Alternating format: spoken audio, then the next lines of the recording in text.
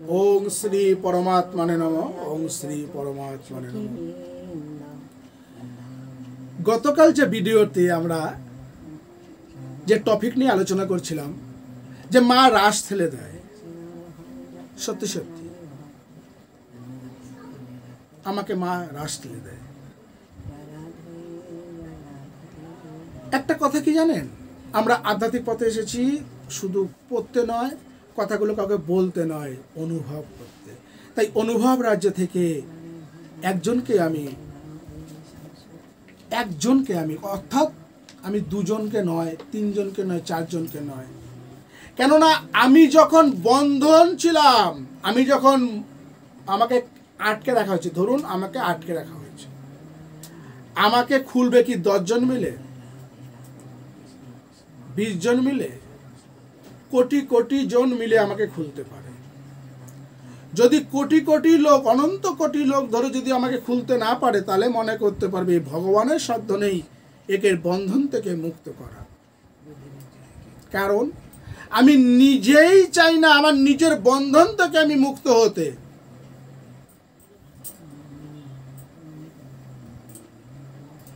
আমার আগের একটি বৈদান্তিক সন্ধ্যায় সেম কথা বলেছিলাম, একটা গল্প বলেছিলাম, মনে আছে? গাধার গল্পটি শুনে নেবেন। সেরও আমার গুরুর নির্দেশে, গুরু আমাকে বলেছিল তোমাকে আমি মুক্ত করে দিলাম। কেননা গুরুর কাছে যাই আমরা মুক্ত হতে।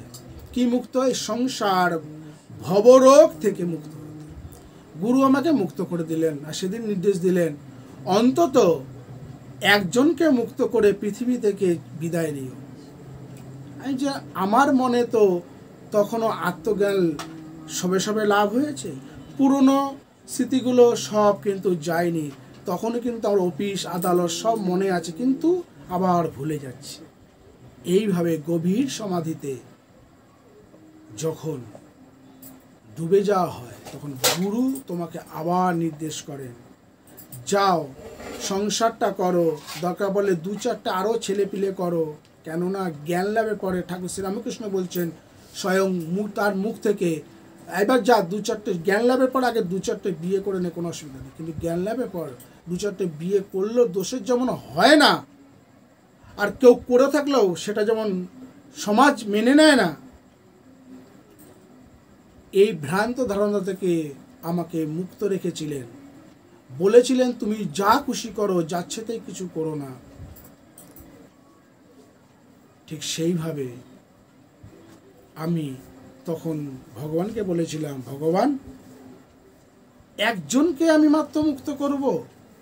বলছে হ্যাঁ, কাজ শুরু করো, দেখো কজনকে মুক্ত করতে পারো। যে মুক্ত হতে চায় না তাকে তুমি মুক্ত করতে পারবে না, হাজার চেষ্টা করো। ঠিক সেইরূপ আমি তার নাম নেব না, একজনেরকে রাতের পর রাত অফিস থেকে আসতাম, আমার ছোট্ট একটি ছেলে রয়েছে, এমনকি আমার করোনা রয়েছে, করোনার সময়ও আমি তাকে রাত জেগে, আমার স্পন্ডাইলিস রয়েছে, আমার ঘাড় মাথা সব লক হয়ে যায় অটোমেটিক শারীরিকভাবে। সেই অবস্থাও ওকে আমি রাত 2টো, 2:30, 3টে, এমনকি এমন দিন গেছে ভোর হয়ে গেছে, আমার অফিস যেতে লেট হয়ে গেছে, তাকে বেদান্ত শুনিয়েছি। তিনি একটি, আমি যে অনুভব থেকে কথাগুলো বলতাম, সেই কথাগুলোকে তিনি লিপিবদ্ধ করেছেন। আমি মাঝে মাঝে সেই কথাগুলো এই দেহের ছবি দিয়ে আমি ফেসবুকে অনেক পোস্ট করেছি বা ইউটিউব চ্যানেলে পোস্ট করেছি। আপনারা তো দেখেছেন, লাইক কমেন্টস করেছেন, ভালো লেগেছে কারো ভালো লাগেনি তা নয়, অনেকে সময় পাননি দেখতে। এবার সেই জন্য আমি ভিডিও বানাচ্ছি কথাগুলোকে নিয়ে। তার আগে যে ছেলেটি খুব কষ্ট করে তার নিজের গাটের পয়সা খরচা করে এই বইটি লিখেছেন, তার নামটা আমি এখন বলবো না, আমি চাই না তার একটি লেজ হয়ে যাক। আমি চাই তার আত্মজ্ঞান লাভ হোক। তার এখন আত্মজ্ঞান লাভ হয়নি, কারণ সে চাইছে না। আমার গুরু আমাকে এক কথায় আত্মজ্ঞান লাভ করে দিয়েছিলেন, আর আমি পারছি না কেন? কারণ হচ্ছে হলো সে মুক্ত হতে চাইছে না। আমার গুরুর কাছে দেখেছি লক্ষ লক্ষ মানুষ গেছে, ফিল্ম স্টার থেকে শুরু করে, ফিল্ম স্টার এক নাম বলবো না, এক অভিনেত্রী খুব ভগবানের কাছে আসতেন, আমার গুরুর কাছে আসতেন। গুরু সঙ্গ করে যাওয়ার পরে, গুরুকে প্রণাম করে যাওয়ার পরেও আমার গুরুকে উমা গিয়েই দেখছি টিভি নিয়ে যাওয়া বউ বলছে দেখেছো দেখেছো কী সব কথাবার্তা বলছে, বলছে কার মুখ ফাটাবো কার মা ফাটাবো, মানে রাজনীতির সাথে যুক্ত হয়েছে। এইটা ঠিক আধ্যাত্মিকতা নয়। আধ্যাত্মিকতা হচ্ছে হলো তুমি সম্পূর্ণভাবে আগে নিজেকে জানো, তখন তুমি কারোর মুখ ফাটাতে পারবে না। দেখবে যার যে স্বভাব সেই অনুযায়ী ভগবান তাকে শাস্তি দিচ্ছে। ভগবান কে? তোমাকে কোনো অধিকার দেয়নি এখনো। হ্যাঁ, প্রধানমন্ত্রী হও, তুমি বলতে পারবে ফায়ার, প্রধানমন্ত্রী হও, রাষ্ট্রপতি হও, তাহলে তো তুমি অধিকার লাভ করো। তাই অধিকার চাই, আমাকে আমার গুরু অধিকার দিয়েছিলেন একজনকে মুক্ত করো। তাই আমি ফার্স্ট শুরু করেছি সেই কাজ দিয়ে, সেই কাজের একটি নমুনা আমার কজন মুক্ত হলো, কজন শিষ্য হলো সেটা নিয়ে না, কিন্তু আমি মুক্ত করতে বেরিয়েছি। যারা ভিডিওটা দেখছেন, আশা করি যদি কারোর ভালো লাগে আপনি সমালোচনায় কমেন্ট করবেন, ডাইরেক্ট যা খুশি বলতে পারেন, কিন্তু যাচ্ছে তাই বলবেন না। শুরু করি। সে ছেলেটি নিবেদন করছে সে এই দেহধারী মানুষটাকে গুরু মানে। আপনি না মানতে পারেন, কিন্তু সে গুরু মানে। সে লিখছে, শ্রীগুরু চরণে সময় বয়ে চলে নদীর মতো, থামবার যেন অবকাশ নেই। সেই সময়ের সাথে চলতে গিয়ে আমরা সঠিকভাবে বাঁচতে ভুলে যাই। হয়তো বেঁচে থাকি কিন্তু শান্তি বিলুপ্ত হয়ে যায়। একে অপরের থেকে বড় হতে চেয়ে প্রতিযোগিতায় লিপ্ত হয়ে যাই। ভুলে যাই আমরা কে, আমরা কার অংশ, আমাদের জীবনের উদ্দেশ্য কি।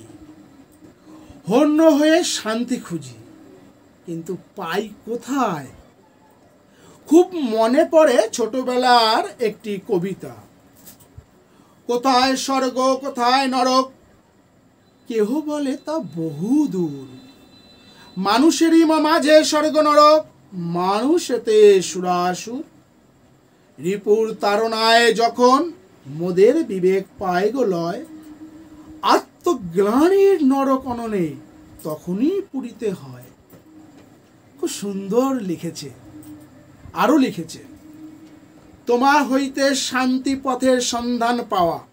আহা, দিনের পর দিন রাত জেগে শুনিয়ে চলেছ ভগবানের সেই অমোঘ বাণী, বেদান্ত উপনিষদের সেই অমৃত কথা। প্রতিটা মুহূর্তে শিউরে উঠতেও হতো চরম সত্যের সেই কথা শুনে। সমস্ত শরীর রোমাঞ্চিত হয় যখনই শুনি তুমি অমৃতের সন্তান। এমন ভাবে হয়তো কেউ শোনায়নি আমায় যে কোনটা সত্য, কোনটা সৎ, আর কে ঈশ্বর। তুমি সাধারণের মাঝেই অসাধারণ, তুমি শিব।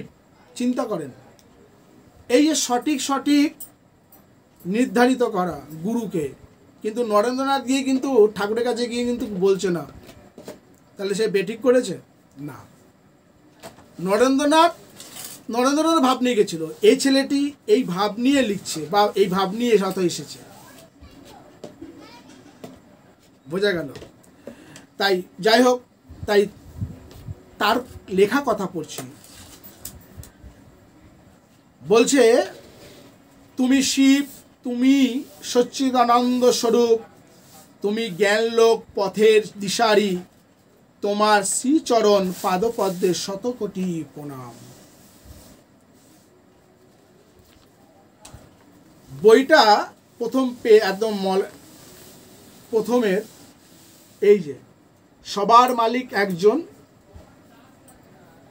এই দেহের ছবি আপনারা দেখতে পাচ্ছেন, সাদা কালো বই তো। আর এখানে ও আদর করে ওর গুরুকে ওর মনের ভাব নিয়ে নিজস্ব ব্যক্তিগত ভাব নিয়েও ডাকে মন ভোলা বলে। এই বইটি তিনি প্রকাশ করেছিলেন, আমিও জানতাম না, আমাকে সারপ্রাইজ দিয়েছিলেন। প্রথম সংস্করণ করেছিলেন মহাশিবরাত্রি 8ই মার্চ 2024। বইটির মূল্য করেছে মাত্র 10 টাকা।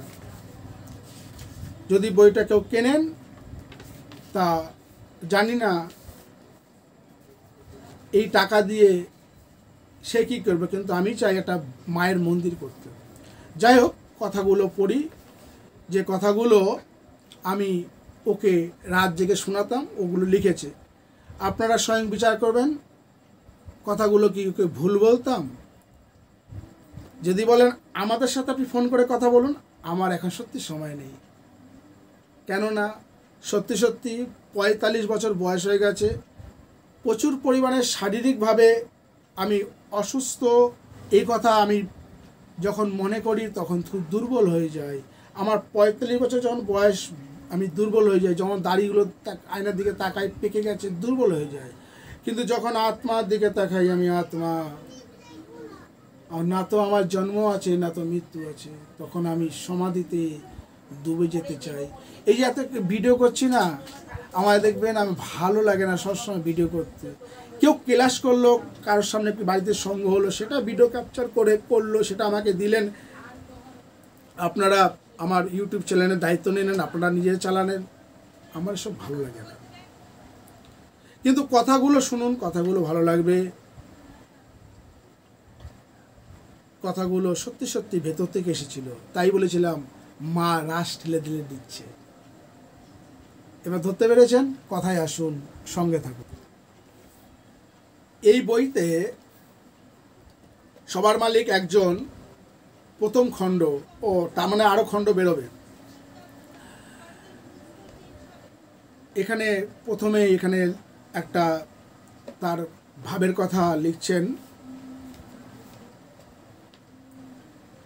যে কোনো আকাঙ্ক্ষিত বস্তু পেতে গেলে তার জন্য যোগ্যতা অর্জন করা দরকার। একটু থামি, অনেকে দেখবেন এই কথাগুলোর সাথে আমার যে সহধর্মিনী, তার যে ইউটিউব চ্যানেল বা ফেসবুক আছে, কথাগুলো বলে, কিন্তু তার নিজের স্বামীর কথা বলতে চায় না, পরিচয় দিতে চায় না, কথাগুলো শুধু বলে। ভালো লাগলে আপনারা লাইক কমেন্ট করবেন তারও চ্যানেলে। তার নাম পাপিয়া ভট্টাচার্য, খুব ভালো মেয়ে। যাই হোক, কথায় ফিরে আসি। বলছে, যে কোনো আকাঙ্ক্ষিত বস্তু পেতে গেলে তার জন্য যোগ্যতা অর্জন করা দরকার। যোগ্যতা না থাকা সত্ত্বেও আমরা বহু মানুষ সেটা পাবার জন্য মাথা খুঁটে মরি অথবা পাগলের মতো আচরণ করি।